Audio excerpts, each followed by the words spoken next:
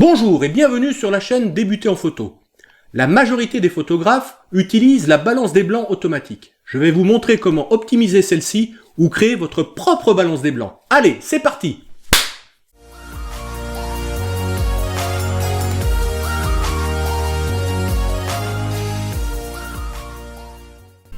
Avant toute chose, les captures d'écran dans cette vidéo sont issues d'un boîtier Canon. Pour ceux qui sont sous une autre marque, ils retrouveront à mon avis quelque chose de similaire dans leur menu. Je sais également que le fait de prendre nos photos en RAW, on peut changer par la suite notre balance des blancs sur notre logiciel. Rien n'est obligatoire dans cette vidéo, ce sont juste des conseils pour ceux qui veulent comprendre quelques réglages. Alors comprendre la balance des blancs, avant de vous dire comment la régler, je vais vous expliquer quelques généralités très importantes pour la comprendre. Tout d'abord, le soleil est blanc. La lumière issue du soleil contient toutes les couleurs. On la voit blanche quand le soleil est pile poil en dessus de notre tête, c'est-à-dire au zénith. Nous voyons le soleil jaune car l'atmosphère file certaines couleurs. En gros, c'est pour ça aussi que le ciel est bleu. Le soir ou tôt le matin, les rayons du soleil doivent parcourir une plus grande distance pour nous atteindre. Plus de couleurs sont filtrées par l'atmosphère. Elles passent du blanc au jaune orangé jusqu'au rouge. Ces différentes mesures de lumière sont exprimées en Kelvin. Et malheureusement, ce n'est encore pas simple à comprendre. Une lumière ou un éclairage chaud tirant vers le rouge aura une température faible, tandis qu'un éclairage dit froid tirant sur le bleu aura une température élevée. Je sais, ça peut paraître contre-intuitif, mais d'après ce que j'ai pu comprendre, sans rentrer dans la physique pour avoir une rapide explication, ça s'explique par le fait qu'une lumière bleue a plus d'énergie qu'une lumière rouge, donc a une température plus élevée. Je ne vais pas m'aventurer sur des explications plus poussées car je voudrais pas dire des bêtises.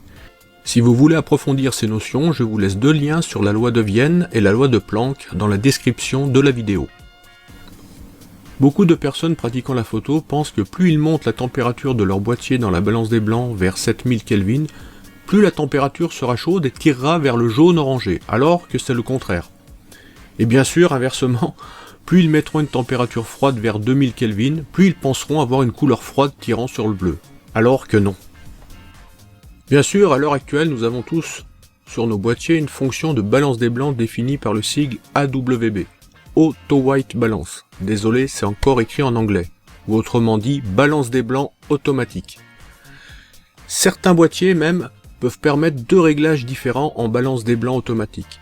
Soit avoir une balance des blancs pour l'ambiance, soit une balance des blancs plus pour les blancs. Assez pratique, je dois dire, pour des photos en intérieur où nous nous retrouvons souvent avec des murs jaunâtres. Bien que l'on puisse généralement faire confiance à nos boîtiers, dans certaines conditions, on est obligé de sortir du mode de balance des blancs automatique pour obtenir des bonnes couleurs, ou alors faire sa propre balance des blancs en fonction des conditions et du lieu où on se trouve. Alors, pour cela, nous allons prendre une charte de grille pour faire notre balance des blancs personnalisée. Il suffira alors de prendre cette charte de grille dans les conditions de lumière que l'on aura lors de notre shoot. Ici, elle est posée sur une table pour une séance packshot. Vous pouvez très bien prendre une personne qui tient votre charte dans la main. Attention, si l'éclairage change, il faudra de nouveau refaire une mesure avec votre charte. Pour faire cette balance des blancs personnalisée, il vous faudra aller dans le menu de votre boîtier et de vous mettre sur l'icône « Personnaliser la balance des blancs ». L'icône comme dans le carré jaune sur la photo. De prendre en photo votre charte gris posée sur la table ou tenue par une personne. Ensuite, vous allez au menu de votre boîtier, réglage des blancs perso, vous validez avec la touche 7. Vous sélectionnez l'image de la charte que vous venez de prendre en photo, et ensuite, vous cochez « Utiliser les données de cette image pour perso » et vous validez par OK. Tout le monde n'a pas la chance ou les moyens, même si cela ne coûte pas très cher, d'avoir une charte de gris avec lui. Alors il y a une astuce pour les mangeurs de Nutella, dont je ne fais pas partie, c'est que l'intérieur du couvercle est proche d'une charte de gris, et donc vous pouvez toujours l'emporter avec vous, ça ne prend pas de place dans un sac photo. Maintenant, autre chose avec le mode AWB.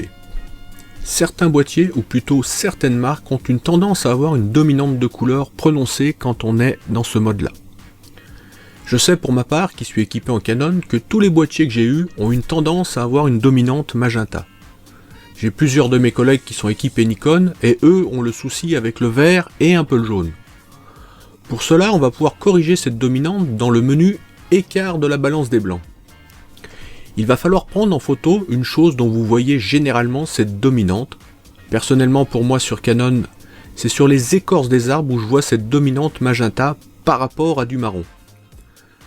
Donc là, il faut prendre une photo et ensuite aller dans le menu pour régler en fonction du résultat pour enlever plus ou moins cette dominante jusqu'au moment où on arrive à la balance des blancs désirée. Bien sûr, entre chaque photo, on ne bouge pas notre appareil, donc l'idéal c'est de se mettre sur un trépied, viser toujours la même chose avec le même collimateur et les mêmes réglages. Vous pouvez vous apercevoir de la correction que j'ai mis pour avoir le rendu que je désirais. À gauche, c'est le AWB d'origine, où je vois clairement cette dominante magenta, et ensuite à droite, en rectifiant avec les réglages mis à ma disposition dans le menu, le résultat obtenu. J'espère que cette présentation sur la balance des blancs vous a permis de mieux cerner ce paramètre et qui pourra vous sortir de situations compliquées lors de certains de vos shootings. Si cela vous a plu, n'hésitez pas à liker, à vous abonner, d'activer les notifications, n'hésitez pas non plus à commenter, et moi je vous dis à mercredi sur la chaîne Débuter en photo.